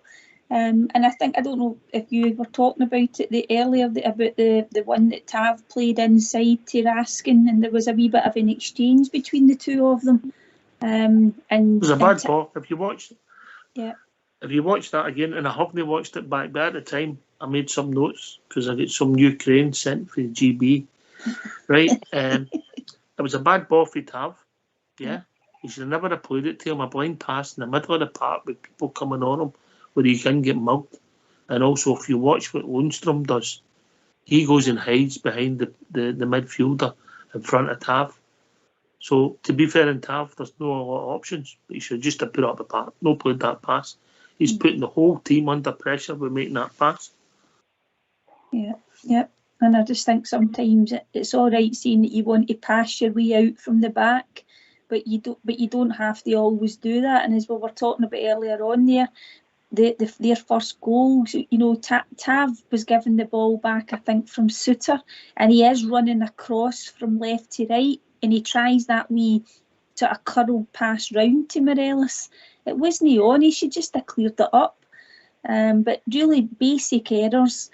But you just talked about you just mentioned John Lundstrom there, and I thought that he's fallen off a cliff. I just, every time you see John Lundstrom play now, he's just not anywhere near the player he was last season in Europe, isn't he not? He had a purple patch for a few weeks in Europe, but domestically he's never really been that consistent for us. And he obviously had a good game in the semi-final against them. But domestically, bread and butter league games, I don't think his form has ever been really great for his Bridgeman. Yeah, I think that we've been expecting too much from Mr. Lundstrom, and sometimes he's trying too much because he's not playing within his capabilities, stretching everything, you know. As I said earlier on, I'm really disappointed with all the team, but I think the ones that came off were a wee bit, shall we say, could step up and hold their head up. I was in midfield. I thought the midfield did quite well. I think the rest of them quite poor. The Sakala, unforgivable stuff. Must have missed 3 chances himself, to be honest, going through. Yeah, the young lad that came on, Matondo, my goodness gracious, how many chances that boy want to put the ball in it? It's crazy. It's just utterly crazy. And Morelos, well, I don't even want to speak about him, to be honest. He was just a sham. Just a sham. Does anybody disagree with me? Aye, loads of people, but they're not phoning in tonight. Okay. Well, I phoned in, but I agree with you, mate. Thank you, Bob Ger. It's nice to hear you, pal. Nice to hear you. Nice to hear you too, mate. Bob Ger, Lundstrom, is that fair? He's never really done it week in and week out for us in the league. It's a totally fair assessment of the man, aye. I mean, there's an old cliche now that's coming out about the game like you're towing a caravan. He looks like he's towing a caravan. He looks to me like he doesn't want to be at the club. Well, he's another, you know, if he doesn't want to be at the club, see you later, mate. We're wanting people that do want to be at the club. Those plodders are just turning up, picking up wages every week, waiting till their contract runs out, and then they're off like a shot back down to England, to the middle leagues back down in England. If I was Lundstrom, no. Bob Ger, if I was a betting man, he'll see his contract then move. That's what I'm saying. Hey, well, we'll see it out and then he'll move. I don't know what he's on a week. I don't care what he's on a week, but he's not doing it. It's as simple as that. But they forwards aren't, to pin all the blame on the midfield, they forwards aren't doing it either. It's not like they're not getting chances set up to them. They're getting a host of chances set up to them. They're just not taking them.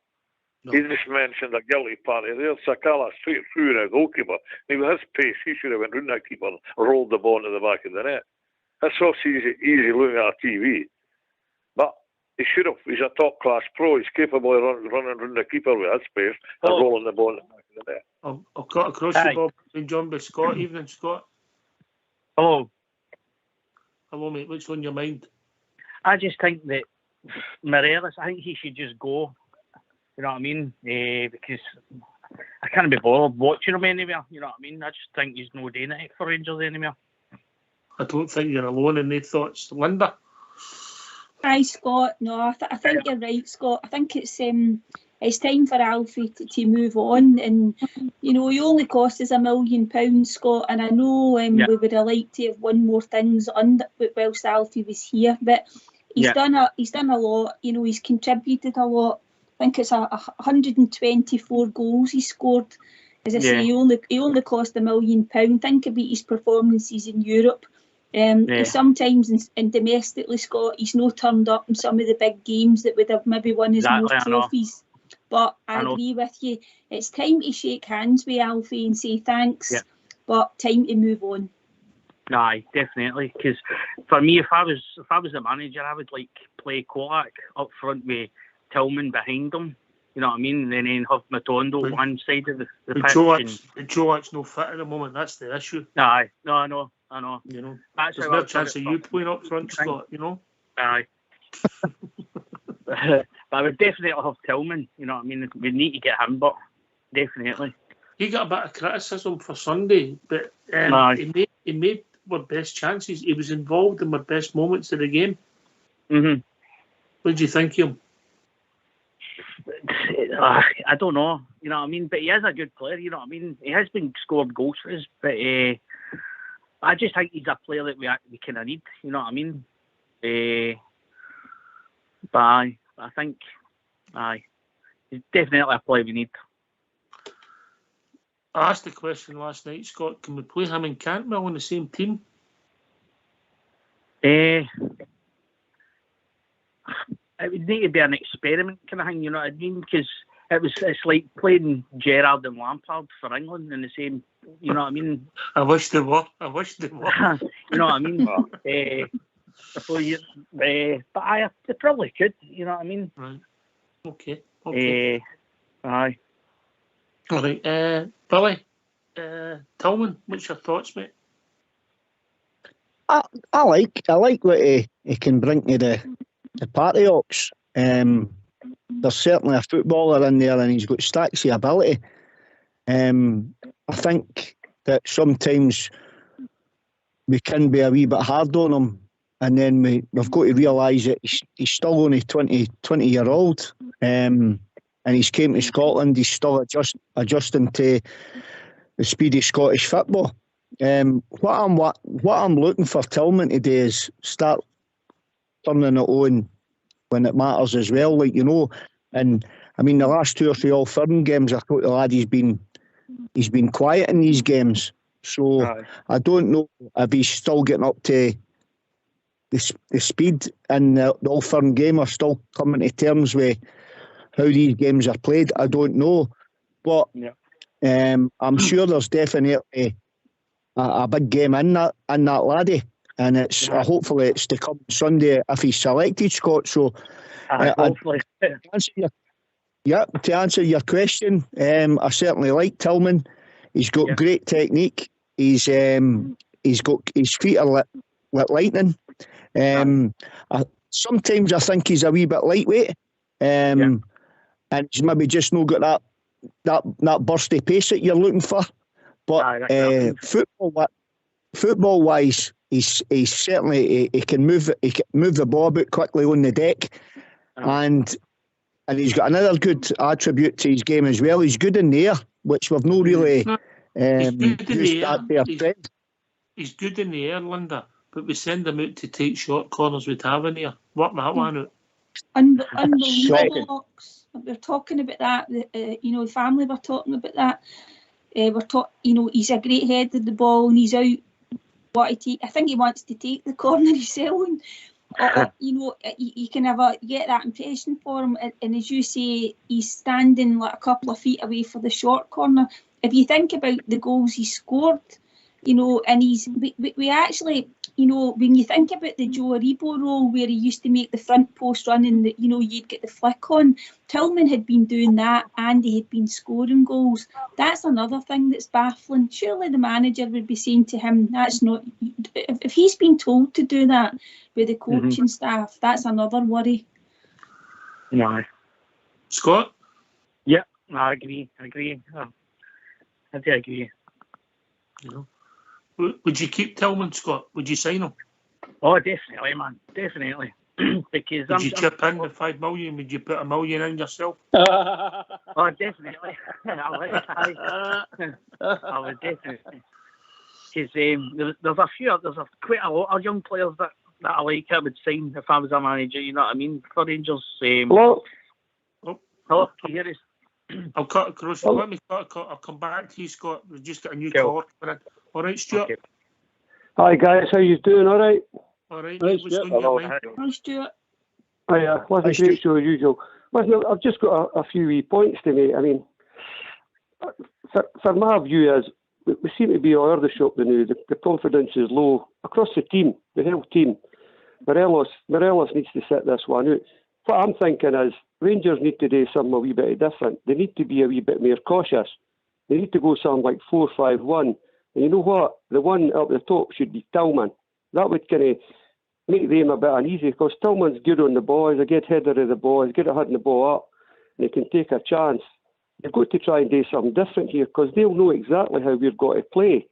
So you've really got to lock that midfield up and stifle the game a bit, at least for half an hour, so it puts them off their kind of rhythm, if you like, because they're in better rhythm than us. And with Tillman up front. Great point, Stuart, but who's the 5 fit midfielders we've got? I know. There's no 5 fit midfielders. I know you've got. I would actually play Sakala on the right. You know what I mean? And I would use who we've got in the middle to just stifle the game. We need to stifle the game and stop this McGregor. I mean, we made McGregor look like Beckenbauer the last time we played him. He was scoring about 5 yards of space every time we got the ball, passing it about out to the left wing all the time. It was predictable as anything. It was just so frustrating watching it. You know what I mean? It really was. It really was. Would you make it 10 aside? Would you play Scotty Arfield and tell him just to go and make sure McGregor does so influence the game? Maybe. I mean, put it this way, Scotty Arfield will get 30 minutes of the game at some point. But what I'm trying to say is, they'll be sitting looking at us, what's his name, Ange guy, I can't mind his bloody second name. Anyway, Postecoglou or whatever it is. He'll be sitting there with the tactics saying, look, this is them, this is how they're going to play, we'll dominate them, blah, blah, blah. So we need to be a bit smarter because if confidence is low, you're right about Davis, he's a bomb scare, you know. So we've got a lot of players out, so we need to really utilise what we've got. And you're right, I would use Scotty Arfield, he's bursting to get a game. He never lets you down. You know what I mean? But I would play Tillman up front. Morelos is no good for this game. He's always thrown his arms about complaining. He's done his bit for us. Fair play to him. But he's moaning, and I just get the feeling he's got to get sent off out of frustration. I just get that feeling about the game. So we need to sit. What I'm trying to say is, we need to sit tight for at least half an hour. And he'll be scratching his head saying, God, what are they up to? Sit back. It's like Rangers playing a St Mirren. They sit back and absorb it and then come out like what Aberdeen did. You know what I mean? We need to do that to them type of thing. That's what I'm trying to say. It's a point of view, because obviously if you break away on them, you've got pace, you will worry them. Would you start Tillman up front the weekend, Scott? Something different in it. I can see where Stuart was coming from. I would give him a chance up front and see what happens. You know what I mean? Aye, definitely. Because put it this way, when they've played Tillman and Cantwell, they've always kind of gone each other's way a wee bit, try to be the creative ones, if you came what I mean. But if you just had Cantwell sitting in the middle, just behind Tillman, but still a defensive sort of role, and when they get the chance, go forward, but as soon as they lose that ball, retreat back into that 5 and block them. You know what I mean? And somebody go out and take on McGregor so he doesn't get on that ball too much. But if you come back so far, they can't move. It's just like, see how Rangers get frustrated with if Motherwell come to any team that's come to Ibrox. You said it yourself, Rangers always got a goal against them. It's because these teams are sitting back and stifling the game, and teams get frustrated with that. Rangers get frustrated with that when they're at Ibrox. It gives the other team a wee bit of emphasis. So we need to do that, and we'll hear the backing of the fans. We need to do something different. That's what I'm trying to say, because we've tried a wee bit of different things 2 or 3 times, and it's no work. Let's be honest. Let's not cover it up and say things is rosy. We're in a bit of bother here. That's what I'm saying, and we need to do something totally different. Maybe you're right. Football, Maybe play football. You're right. No, Scotty Arfield at least should get 30 minutes, maybe more. You're right. What I would do is get him on first. They'll be expecting it. They might get a goal or 2. You just didn't care, But he will. I just get a feeling he would score. I just get that feeling. Linda? It's a good shout, Stuart. I mean, as you said, we maybe do need to mix it up a wee bit. And if you went for the 4-5-1 when we're kind of a defending, and then if you had your 2 wide players in that 5, Sakala and Kent, that gives you your pace if you break up, and they would need to get up and support Tillman. Right. And who would you? So if you went with Sakala, you would have Raskin, Cantwell, Kent. Would Lundstrom be your other person in the 5-man midfield, or would you give someone else a shot in there? I know Billy's been talking about playing King. I'm not confident in Lundstrom at all. I can't mind who said he's pulling a caravan. I mean, he's pulling a caravan with about 30 folk in that. You know what I mean? He's slow. I've always said that it's slower than a week in Barlinnie. I know that I've been in Barlinnie, like, but I've heard folk talking about it. You know what I mean? Bridgeman, is that true? How do you think about what he says? I'm sure he's been in there with the woolly jerseys on. You know what I mean? I think they're called Rambo jumpers. Somebody will come on and tell you about that. You know what I mean? It's all coming out. You never know. No, but seriously, I mean, as Linda said, there's two folk I wouldn't play, Morelos and Lundstrom. I mean, Morelos is a liability, and he's getting grumpier as the games go on. When he slides and he points at the ground as if, that just annoys the hell out of me, you know what I mean? As if I'm staying here type of thing. We're not fooled with that anymore, you know what I mean? Tillman's got great feet, put the ball into him, he'll get a penalty. And you came what we've got today, we've got to get to half-time either drawn or 0-0. If we go to half-time 0-0, they'll come out and they'll know what's going on. And then he needs to be a bit smarter, Bill. You know what I mean? He needs to be a wee bit smarter. But hey, who am I to say, yeah? You know what I mean? Aye, but listen, it's a point of view, mate, and I don't think you're alone, because I think a lot of the support go to Billy Boy here. I think the ship sailed with Alfie, you know. Definitely. Billy? Aye, it probably has. We've all got our own opinions on where he should stay or should he go. I'm sure it'll no matter what our opinions are, if we want to keep him or if we want to let him go. That decision will... There's a possibility that decision... Okay, mate. On you go, Scott. Right. On you go, mate. I have to go now. See you later. Right, cheers, mate. Happy Sunday. Get your homework done before tomorrow, mate, yeah? Cheers, Scott. See you later. Cheers, Scott. Bye, Scott. Bye. I think, Ox, no bother, mate. I think that decision will already been made, I would imagine, or it will be virtually made. Both the player, the agent, the club will know, and I'm sure they'll not be letting anybody know until the summertime what's going to happen. But Stuart made a good point there as well regarding the 4-5-1 situation. When I've watched the last couple of games against them, I think we've been overrunning the midfield, and we've got to flood the midfield and shore that area up, and give them something to think about, and keep them guessing, and be unpredictable. For talking sake, like, you know, and when you were talking about a 4-5-1 there, right? I just scribbled a quick. Don't say it. Don't say it. You will get slaughtered. Don't say who? Don't dare. Take it from me. Don't dare. No. If you want to dare, go for it. Go for it. Go for it. You know, I'll get slaughtered for what? Go on then. Carry on. Get slaughtered for... No, I'll get slaughtered for what? Come on, you tell me what I'll get slaughtered for. No, for me. Go on then. Right, I'll tell you. Right. Listen, you could play the 5. Give us your 5. You could play a 5. Right, listen, you could play a 5 there, right?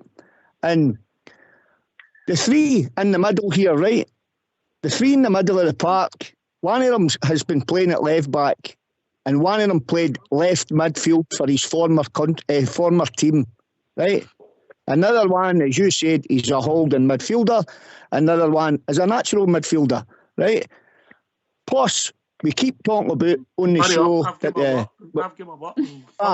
we need legs. No, right.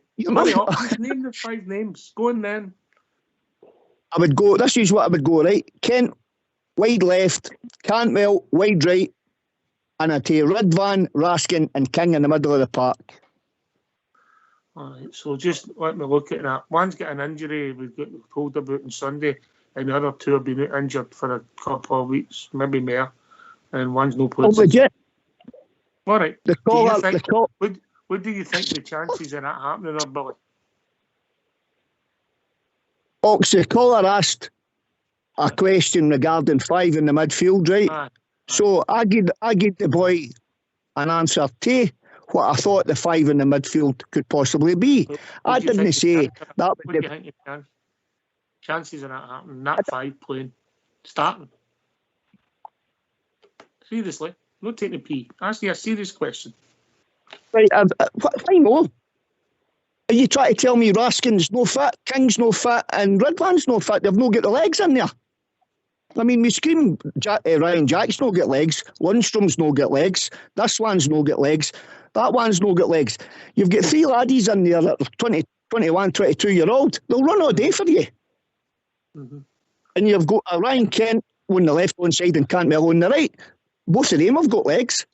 So I didn't see the problem with that 5. Wow. Aye. Terry's getting the gloves ready as we speak. Right. Right.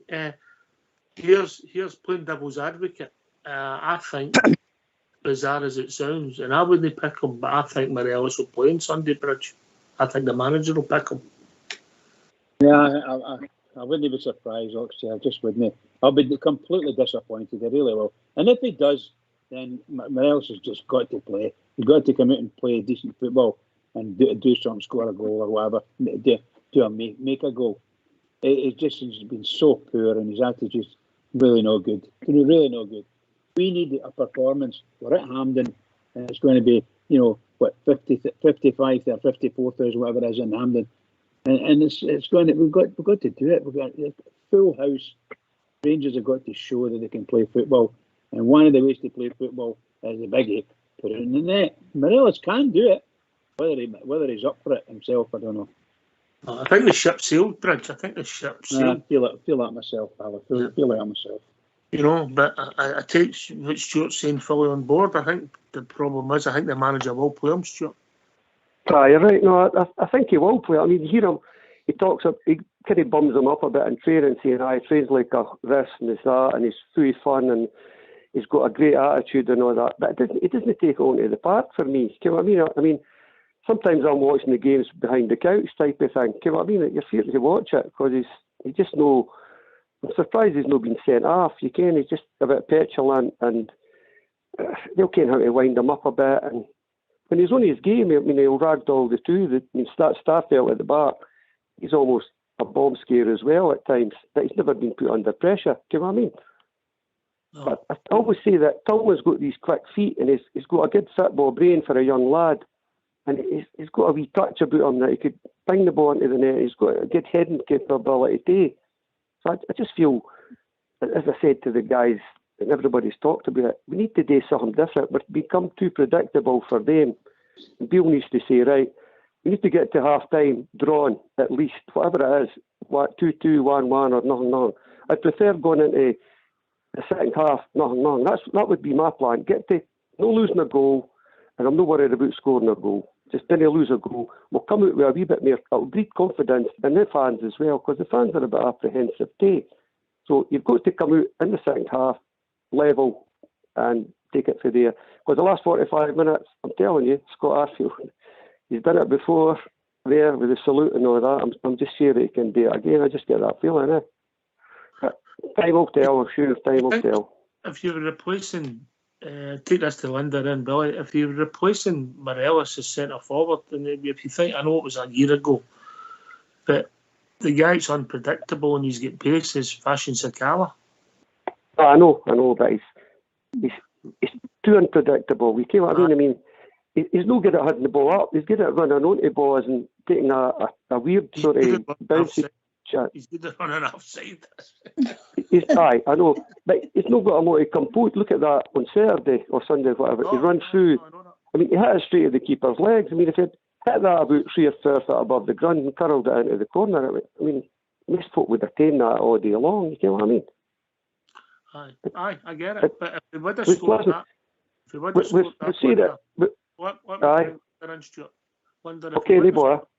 people would look at it differently, yeah? Yeah, I think if Sakala runs through and scores that goal, I think we've all got him in our team on Sunday. I think I would have anyway. It's the fact that he didn't score the goal. And if we're not going to get lots of chances, I don't think anyway. And the thing is that nobody's really, scoring regularly anyway. But that's the thing about Sakala. Let's hope that with the chances fall, we've got somebody with a bit of composure that can put the ball in the back of the net, Ox.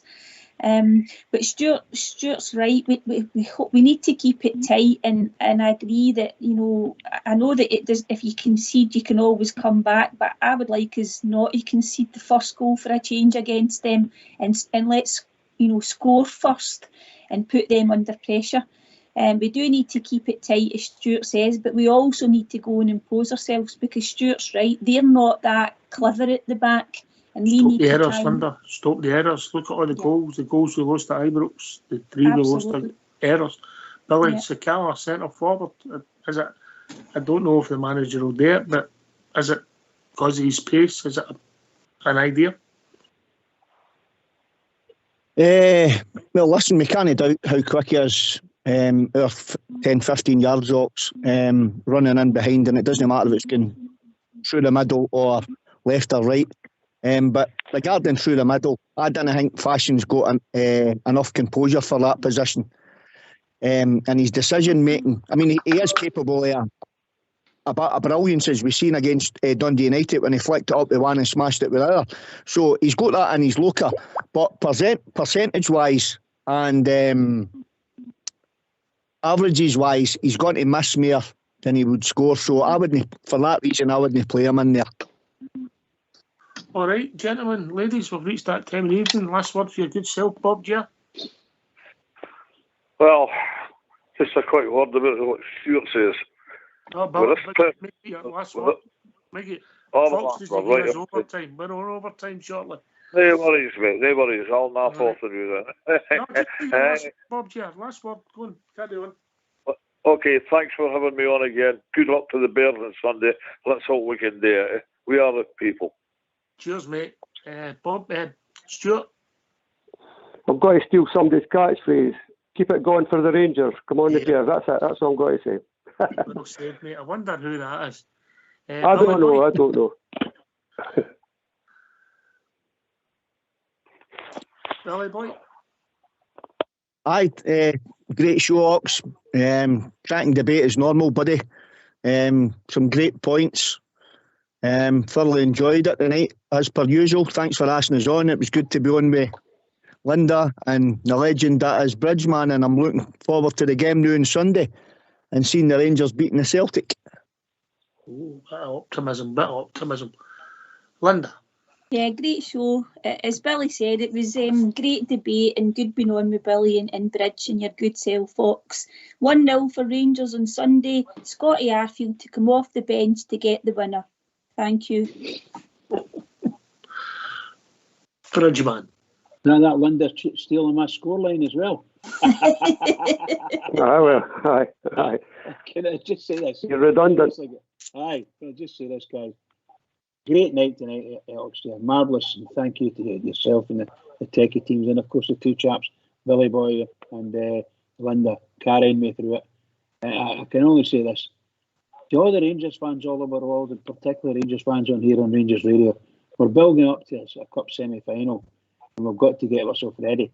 So let's see what happens over the next day or two, and let's be ready for it all. Everybody have to do with Rangers, get yourself G'd up and get worked up for a Saturday or Sunday. I can't remember what day it is. But for me, everybody keep it going for the Rangers, because the Rangers really need you, and they need you badly. Keep it going. Yes, can I thank Bob, Ger, Stuart, Scott for joining us, of course, the one and only Billy, Linda, and the legend that is a Bridgeman, Fox and Old School Blue for doing the technicals, everybody for listening. Rangers Radio will be back tomorrow night between 8 and 10, talking about all things Rangers. And in our club, there could be news at anything at any time. Take it away, Old School Blue. Cheers, guys.